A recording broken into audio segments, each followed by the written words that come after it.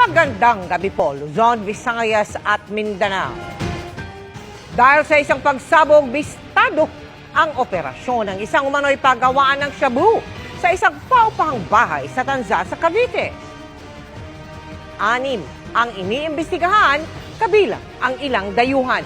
Hanggang 20 kilo ng iligal na droga ang kaya umunong gawin doon base sa mga na-recover na ebidensya. At mula sa Tanza, Cavite, nakatutok live si Ian Cruz. Ian. Vicky Mel, kung hindi nga dahil sa malakas na pagsabog ay hindi madidiskubre ng mga otoridad ang hinihinalang shabu laboratory na nag-ooperate ng palihim dito sa Tanza, Cavite. Alas 5 ng madaling araw nang mabulabog ng pagsabog ang mga tagbarangay Sahod Ulan sa Tanza, Cavite. Galing pala ito sa isang hinihinalang shabu laboratory. Malakas na pagsabog ho. Parang ano po? Parang bomba. Tapos? Paglabas ho dito, nakita lang namin maraming usok. Kasunod ay nakita nilang nagpulasan ang mga umuupa sa bahay na pinagmula ng pagsabog.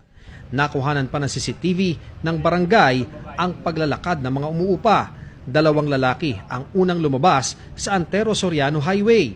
Sunod ang 2 babae at 2 pang lalaki. Ayon sa kapitan ng barangay, Nobyembre nakipagtransaksyon sa social media ang umupa sa kaanak ng may-ari ng bahay. Sa Facebook na meron silang portrait na ganito nga. Yun ang kwento nila. Wala rin naman napansing kahina-hinala ang mga residente sa bahay, liban sa ilang nag-deliver doon. Minsan may dumadating daw ng mga deliveries dito, yung mga rider. Parang ganun lang. Padalas po ba?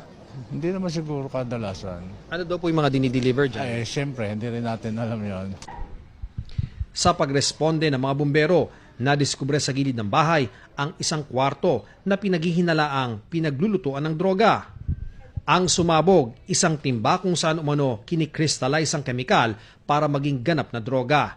Kaya naman bukod sa PNP Soco, pumasok na rin ang PIDEA sa investigasyon. Isang nagsisimulang kitchen type na shabu lab ang tumambad sa kanila. Based doon sa mga chemical na nakita at saka mga gamit na nakita, nasa 10 to 20 per production ang capacity, kilo per production. Pero may nakita pa silang mga nakabox na equipment and paraphernalia. So they're maybe planning on expanding kapag naging successful yung mga gagawin nilang batch. Kasi sa assessment namin wala pang nailalabas eh. Na-recover sa lugar ang kemikal sa paggawa ng droga, drug paraphernalia, sachet ng hinihinalang finished product ng shabu at gas mask.